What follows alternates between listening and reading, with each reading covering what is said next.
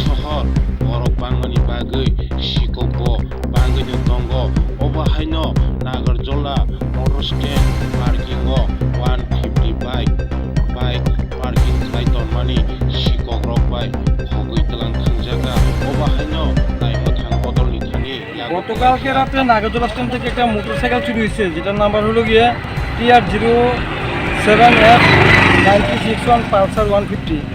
নাগরজোলাতে চুরি হওয়ার পরে এটা যে বাইকের মালিক ওরা থানাতে গিয়েছিল লোকাল পুলিশ স্টেশনে।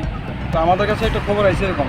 তো আমরা রাত্রে কালকে আমাদের যে মোবাইল পার্টি ছিল ওরাও মানে সার্চ করছে, মোবাইল ডিউটিও চেক করতে পাইছে না। তো আজকে সকালবেলা যখন আমার ডিউটি পার্টি আসছে এদিকে মানে ভেহিকেল চেকিং করতে, তখন কিন্তু ছাড় থেকে ছিল। তো হঠাৎ এই মোটরসাইকেলটা আমরা দেখি জঙ্গলের মধ্যে ঢোকানো অবস্থা।